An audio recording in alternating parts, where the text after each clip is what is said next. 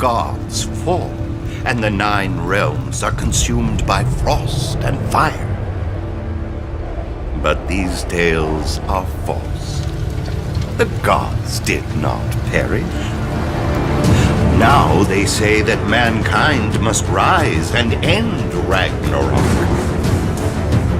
You may have survived vast and dangerous lands, crafted the most powerful weapons the realms have ever seen, conquered all manner of ferocious beasts, and proven yourself against the bravest of warriors. But do you think you're ready to take down the god? I used to dream that when my god came back, he would forgive us.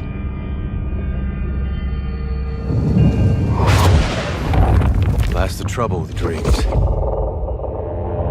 Sooner or later, we all have to wake up.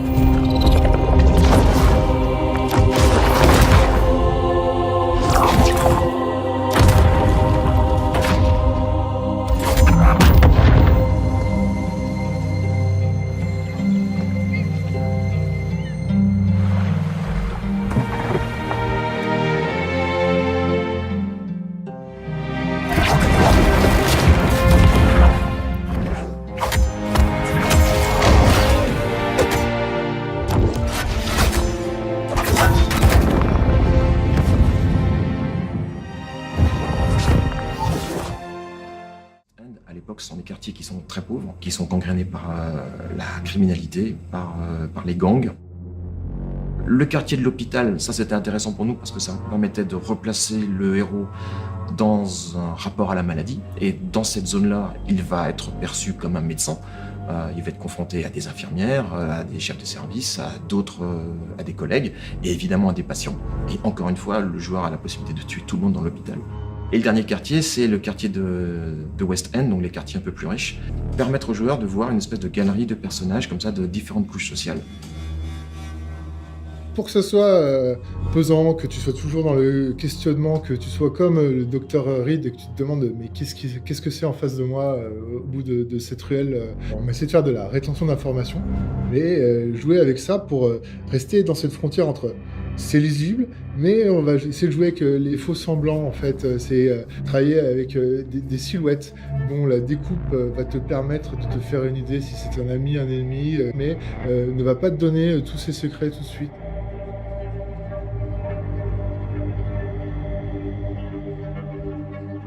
Le jeu, donc, on le vit au milieu d'un Londres qui est donc de nuit. Et par contre, ce que vous avez, c'est vraiment ces couloirs de bâtisses, d'immeubles, enfin voilà quoi, pour ce qui est de Londres, et qui en fait réfléchissent les sons. Ta, ta, ta, ta. Et en fait, le départ de la réflexion par rapport à la musique industrielle, c'était de rendre la ville un peu vivante. Jonathan Reed, il est seul à marcher, et donc moi je m'imaginais dans cet univers une entité donc musicale qui était seule et qui représentait en fait sa solitude et sa lutte surtout intestine.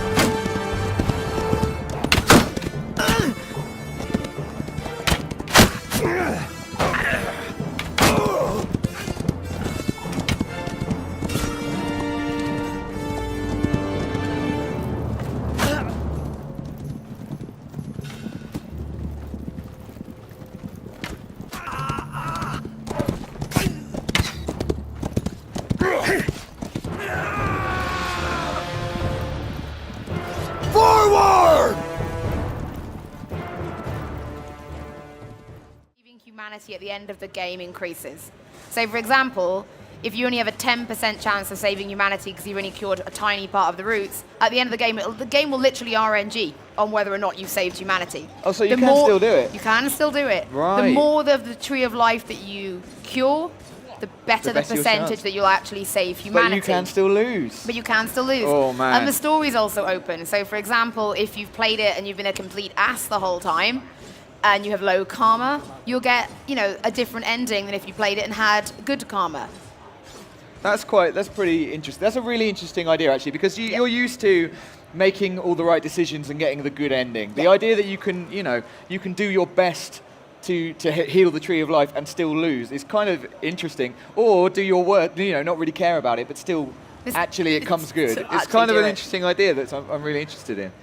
So yeah, we're seeing some more combat, and I think we might have seen the first of a couple of powers. So your character has several powers which you can use. I think we've seen the first one, which is kind of like it's that one there, which is like a confusion power, which can turn enemies against each other. They turn them to your side. I don't know that they're necessarily on your side, actually, but they definitely turn against their friends. And which is really good for just disrupting, because they do get quite together. There's quite large numbers of them, so you can turn those against them. That's the first power that we've learned. You can see I've got a dodge now, which I'm using incredibly badly. This guy in the middle, he's not actually too difficult to kill, but I decided to go for the ads first, which was maybe a mistake. I always go for the ads first, because I just want to be able to concentrate on the boss. I thought I could easily, outmaneuver his barrel throws, but actually he was surprisingly accurate with them, or I was surprisingly bad. I'm not sure. He's staggered here. Yeah, I know. I'll let you decide for yourselves. He's dead here, so that's good. And I like this nice. You get this nice slow-mo finisher, which is pretty cool. So there's two types of powers. There's bio and there's psi. I didn't know that. So bio is physical and psi is a bit like X-Men powers. We're going to see another one of them here. So I'm going to gain another one, which is an electric shock. Yes. So you get a little. Actually, no, I'm not. This is one of the psi powers, I guess. This is telekinesis. So you can pick things up and throw it into other stuff, just do damage to it, which is useful. It's not just enemies, you can also use it on, like barrels, inanimate objects and things like that. Guys are like ragdolling in the air, like, I know. He didn't have a chance, did he? Nope. He was not expecting. There's that slow-mo again, which is super cool. Again, for anyone who's tuning in, this is us. We played this, literally we made this video yesterday. It is Dave playing, which is why we're not playing it live. The game is very early in development. It's great that we got code, but because of that, we can't play it live. It is pre-alpha. This is a special build made for showing at events. So you can tell it's me playing because I'm not that good. I will say the guy who did demo it from the studio when I saw it at Gamescom did do really well. He did better. Well, the developer did better, Holly. That's what you're telling me. Well, yeah. Well, okay, that's fair enough. So different kinds of enemies here, like another big guy, but he had a shield. You have to break the shield before you can do any damage. I don't think he can succumb to any of your power. The quests. In addition to the main story-driven line, which plays out against a background of actual historical events, the game also offers dozens of side quests and activities. Finally, we'll show you part of one of the main quests. But first, we have to move to Sasau. For that, you can use fast travel. That is, if you've already been there before. Fast travel isn't teleportation. Time flows, your character gets hungry and tired while physically moving through the game world, and can encounter both pleasant and unpleasant surprises along the way, like ambushes, just as when you're traveling normally.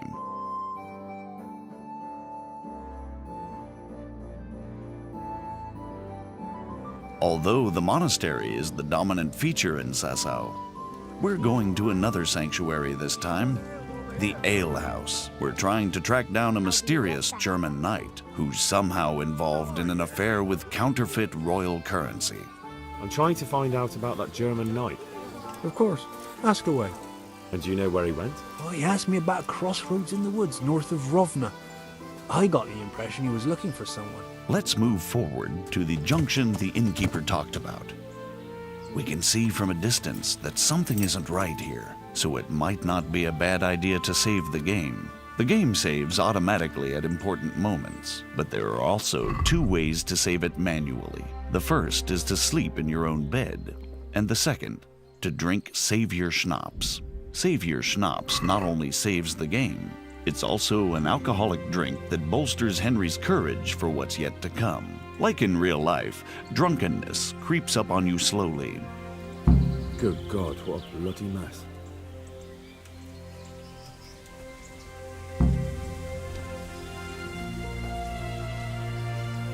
Now you have another chance to test your lock-picking skill, this time with no witnesses. Success and valuable loot.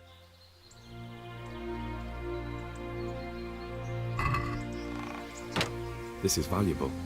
They must have been in a hurry or they'd never have left it behind. Under the influence of alcohol, you have a number of advantages. Greater strength and endurance, and if you don't overdo it, you can even make a better impression on people. That is, until the hangover kicks in, just like in real life.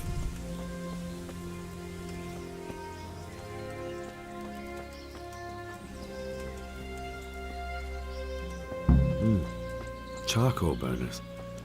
Someone must have seen or heard something. First impressions make a difference. If you turn up in fine, shining armor, folk will take you for a knight. I am at your service, Sir Knight. If, on the contrary, your armor is dirty or bloody, you won't get such a warm welcome. Persuasion can be skipped if you base your claims on known facts. So we took the sacks. Just the sacks? What about the trail of bloodstains leading to the camp? I was just getting to that. We also found 1 wounded man. Where's the coin? What? What coin? I will not repeat the question. I don't know about any coin, I swear. Ah! Where are those sacks you took from the wagon? Fuck! Stop! Stop right there! Now you'll have to chase down the German knight and confront him.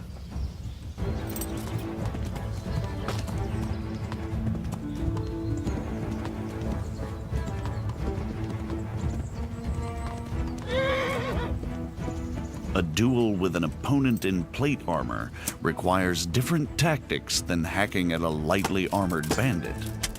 An opponent in plate armor has to be worn down or outwitted. As you can see, wearing a helmet with a visor limits your vision, but provides protection of the whole face. This is a substantial advantage that your adversary doesn't have. Not all duels have to end in bloodshed. You can take mercy on a defeated opponent, disarm. That they give to the localization is it's very similar and has that element of, even though nostalgia you usually don't say for games that are, you know. I would say wittiness. Yeah, no, I mean it's something that's very unique to Unicorn itself. Definitely. And there we see Lofty at the bottom of the screen. He's giving Evan advice, or yeah, he is a part of the party, so he ends up acting a bit as a you can almost think like a Jiminy Cricket. Like he's a bit of a comic relief. He does a bit of story narration and gives a bit of guidance to some of the elements that otherwise wouldn't really be described to you in the story. So he plays that kind of character. It's almost like I think of him as a character in a play, that their purpose is to guide themes and also provide that fun and comic relief. it seems to be a common theme within this game is for Evan to have guidance. I mean, you have Roland, Tani, they all provide a different type of guidance. It's really interesting to see that. And that's an interesting accent Lofty has. Yeah, I want to say that it's a Welsh. Welsh, accent? yeah. For those that played Nino Kuni 1, there was Mr. Drippy, also had a Welsh accent. Is he related to Mr. Drippy at all? No relation. No relation. Yeah. Got it. So one of the things that I mentioned before about the Higgledies is how, given different situations, they might provide different opportunities to Evan. So in this case, there's you're in a volcano. There's a lot of different fire elements that you have to look out for, whether it's from Longfang himself or if it's from the volcano itself. So you are about to die. I think you need to heal up. I need to find those wind Higgledies need to help me out. Yeah, there you go. So the fire Higgledies know that if in this environment that it's that their power element is actually something that could be really helpful to Evan. So they will give you opportunities to be able to erect barriers that give you complete nullification from fire damage. Interesting. So I just saw a green orb or shield form around you. What was that from? That was from the wind Higgledies. So Okay. they're able to give you a buff that's going to help with shielding and defense. Got it. The other thing I noticed during this battle, it's very strategic. You can't just hack and slash Longfang. He backs up, he comes forward, casts different attacks.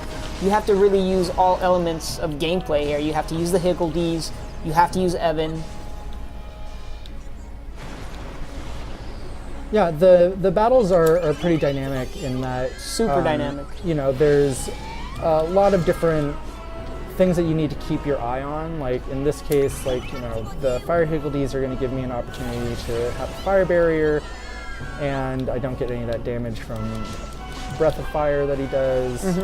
And those little fire rocks, they'll explode if you don't do anything about them. So yeah, that's what I was actually going to ask you about. Why are you destroying the fire rocks that come down? Is there a purpose for that? It will.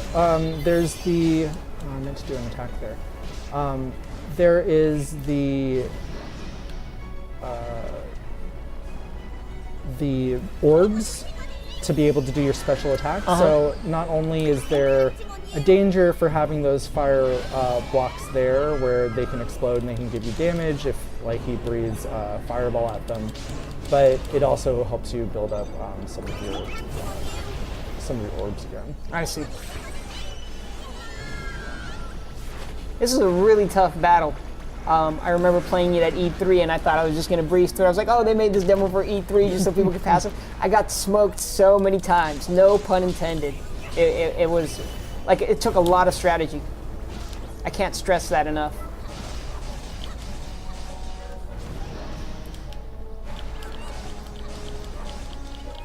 And with the real-time battle system also comes a lot of more different moves. You're able to jump now during combat. You're able to roll.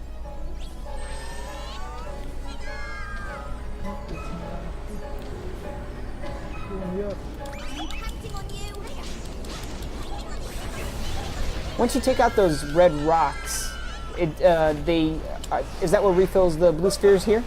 Yeah. If you see anytime I destroy one of those rocks, there's I think 3 little orbs will pop out. Gotcha.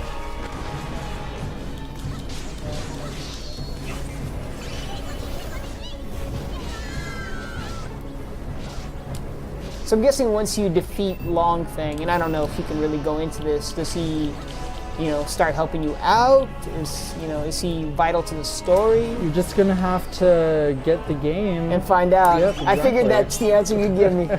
Fair enough. There's obviously a reason for fighting him, so I'm sure we'll find out down the line. Can you talk about how many different Higgledies are we going to get? Are we going to see more than what we see here? Or is that another question where it's find out down the line? It's like I said, there's a lot of really cool elements about the Higgledies that we've yet to share. Excellent. Okay. But that's one of the the great things about working in video games is that, you know, especially with something as wonderful as Ni no Kuni, there's so much stuff in here that we just can't wait to share with our audience. We barely scratched the surface. Exactly. Definitely. Long Fang's design, is that like a... He looks like one of those Chinese dragons, like a dog, a lion? Yeah. Lion, I think it's a lion. It's kind of lion, kind of dog. Definitely a dragon. Mm-hmm.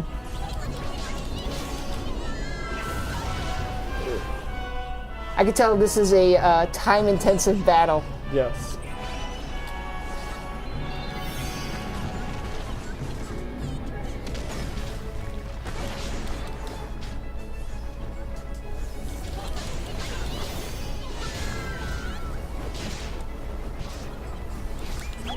One other thing I've noticed is each of the characters have different weapons. I don't even know if I should ask this. Are you going to be able to equip different weapons on the characters? I'm pretty sure I answered my own question, and we'll find out later on. But I did notice that in the demo that they all have different weapons. No, and it's true that, you know, they have different weapons. There's different, you know, Roland has, you know, he has a long sword. He also has a gun that he's able to use. Right, I did see that in the cutscene. That's what I was actually heading towards, was the fact that Roland, he uses a sword, but I've seen him in a cutscene with a gun, with a strap. Mm. So that's really interesting, bringing a gun into this world.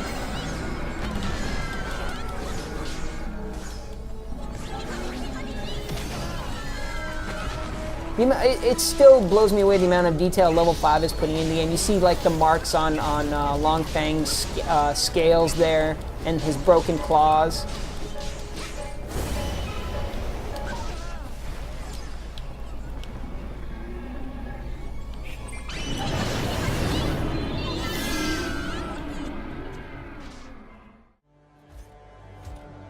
Every player will own an array of exosuits we call javelins. These suits give players superhuman capabilities and are heavily customizable so they look and play how you want. Bam, looking good. Nice, you've got a mortar equipped. Yeah, I got it on the weekend. You lead the way, I'll follow.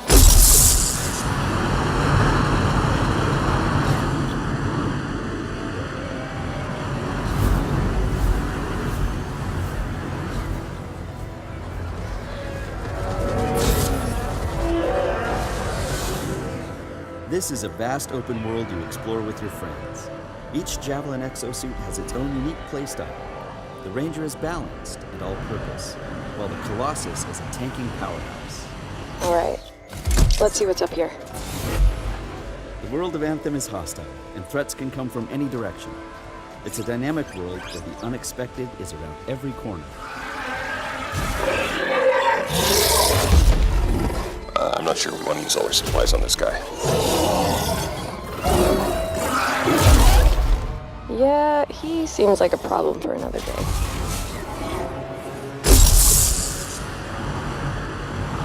We're getting some fire from up ahead.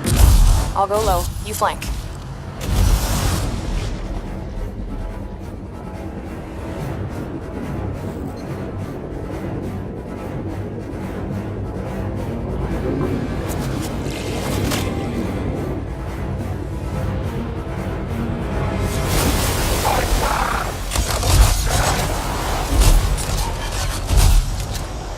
Hang in there.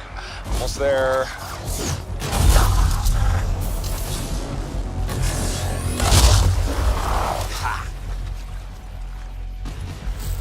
Have you been in there yet? I haven't. We should do that later with Kim. Yeah, he could use the XP. Hello, treasure.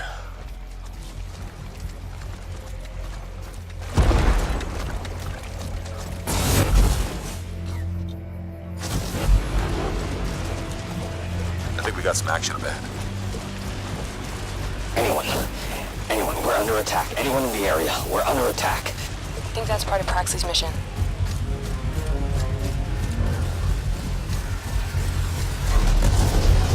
You can equip your Javelin exosuit with gear that brings devastating power to combat.